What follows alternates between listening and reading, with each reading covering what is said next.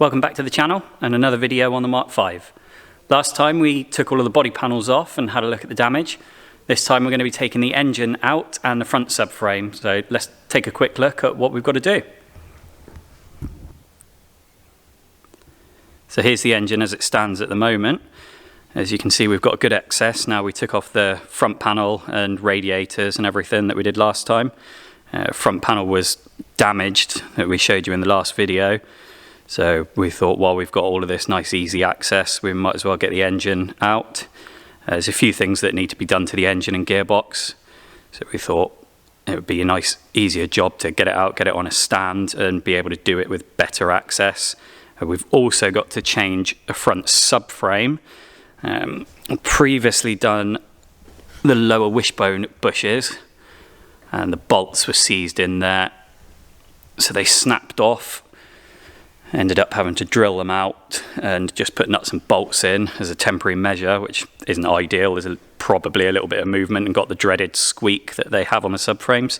So again, another reason that just gives us better access for everything. So let's crack on and start getting this engine out then.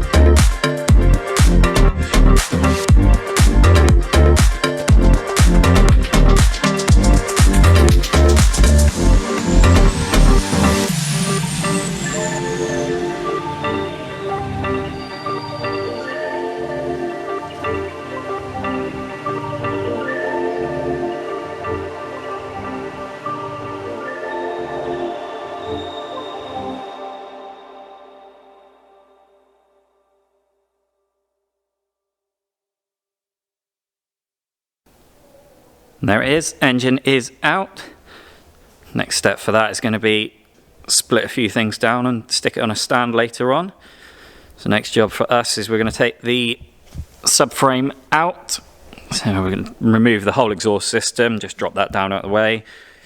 Take all the suspension off, already just disconnected from the bottom here from when we just pulled the drive shafts out. So we're just going to take a few bits off because things are getting replaced. Then drop the subframe, then aircon pipes are going to get removed. Remaining bits of this wiring are just going to get slung back out of the way. This engine mount is going because it's got new engine mounts. And then we're going to give the engine bay and all under the wings a clean up. Just treat some of these little rust spots and get everything looking nice and fresh in there before we start putting things back on.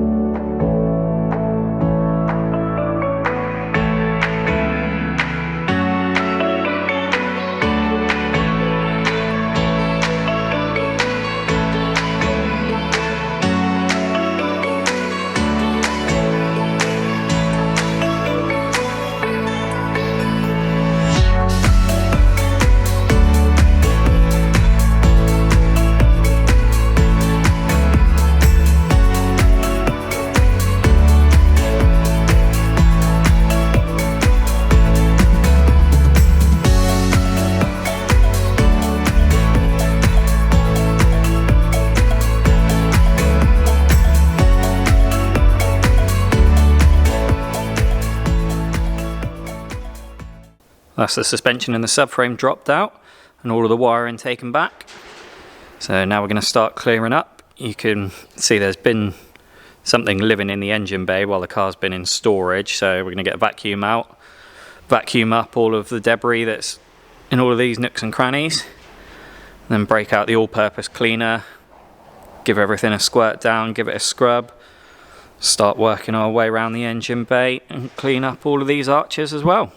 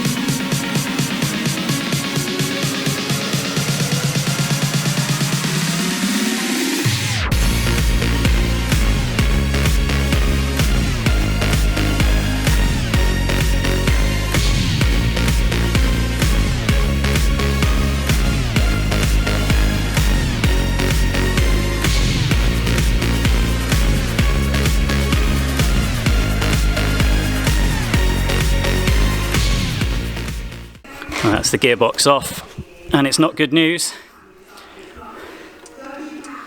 Dual mass is knackered, so we're going to have to replace that.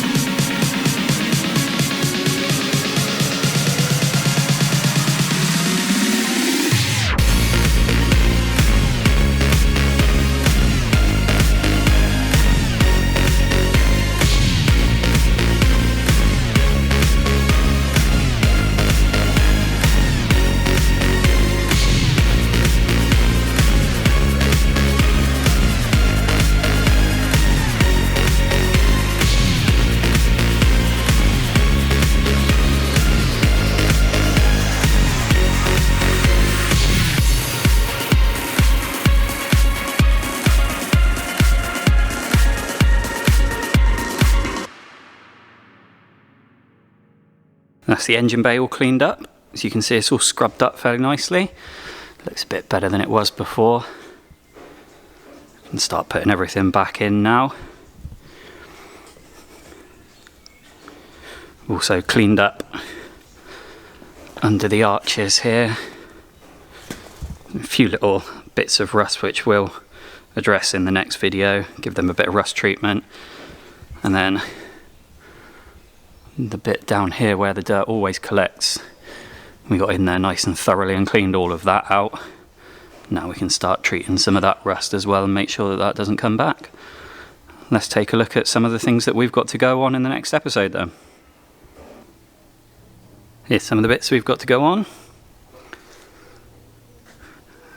The downpipe decat and then some pipe work to make part of the rest of the exhaust. We're going to do a full system now. Originally I was just going to do a kind of back box delete, so some of this will change. We're going to go for a full 3-inch system all the way down. I'll show you the tailpipes that we've got in a minute. Then it's going to be lowered on the new Stance Plus coilovers. Got some action can copper slip that we're going to use just to put on those threads so it doesn't seize up over time. And then we can adjust everything height-wise to how we want it to sit once we've got everything back on. Nice billet valve cover here, which we're going to be running a catch can setup that Jack at Custom Vag Parts is going to sort out for us. So once we've got everything in place, I can work out all the adapters that I need and the length of the lines, and he's going to make those up. Moving on a bit to the outside. These are Tim Russell's Skyline mod lights. These are the Demon Eyes. They look absolutely fantastic even when they're not on, and will look good once they're all lit up as well. Much better than the kind of boring lights that are on the back of the standard Golf. And then Amazon's finest dynamic indicators, so we'll see whether they work or not. And going into the engine bay, we've got these poly mounts who were made for us by Aaron at PB Mounts. He custom makes these and we'll do them whatever colour combination you want, so that'll fit in with our colours that we've got going on in the engine bay. Can't wait to get those in. And moving on to some of the smaller bits. Let's see what we've got in the toolbox. Right, here we go. These bits here are all going to be to do the boot pop mod. So we're going to make some changes on the rear end of the car. And that'll just allow us to code in a pop on the key and it will open up the tailgate, which would be nice. And a kill all the wipers kit. Make that back end even nice and smoother. Let's see what we got next. Oh yeah, here we go. We've got some gauges. My mate Rich, that you've seen in the videos, he gave me these. They were in his car. And one of his other gauges stopped working, so he ended up buying a full set. So there's a boost gauge there and a oil pressure one here with the sender. Then he's also made a gauge pod for it with his 3D printer. We sort of found a file for that and had a go, so I've just got to split all of that down, clean it up and see whether we can use that. Now, when I asked my wife what she wanted from the car, her first response was heated seats.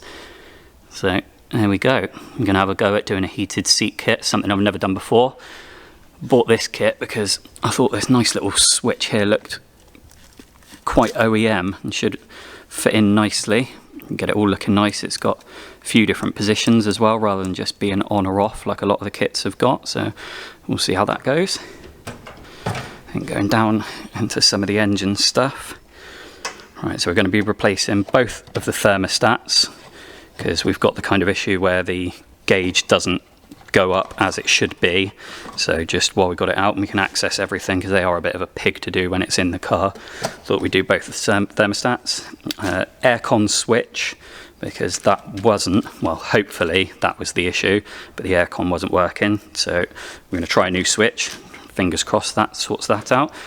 And I did buy a new slave cylinder for it because the clutch pedal was dropping down, but obviously as you saw when we took the engine out, we're going to have to do a whole kit now, so that'll go back and I'll end up buying a full kit for that.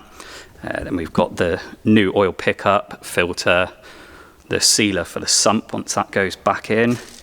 This is the gasket for the valve cover that you saw. I've already done the cam follower, but as it's all apart, won't hurt to do it again. We are going to walnut blast the intake valves. So again, Rich made this little piece with his 3D printer. That can fit up with the little blaster that we've got, and then attach the Metabo vacuum onto here and suck everything out. And then VIS Motorsport kindly supplied these bits here. So we've got the high pressure fuel pump upgrade kit and also their balance shaft freewheel kit. I will be doing how-to videos on fitting both of those parts. And in the last drawer, what have we got? Yeah, so Folotech brake caliper paint. We're just going to be giving those a bit of a paint job, and some of the bits to carry on and make the exhaust system. We'll probably end up ditching these and getting a new OEM Volkswagen gasket, as they are much better. That's all of those small bits, so let's take a look at some of the bigger bits that we've got to go on now. Here we have the wheels that we're going to be fitting,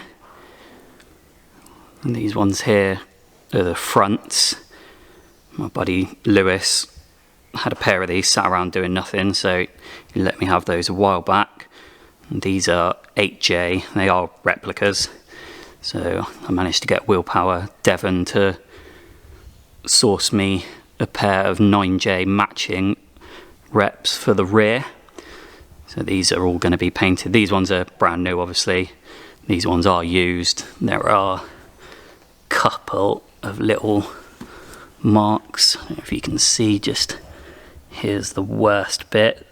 So we're going to tidy those up, and they are getting all painted, obviously.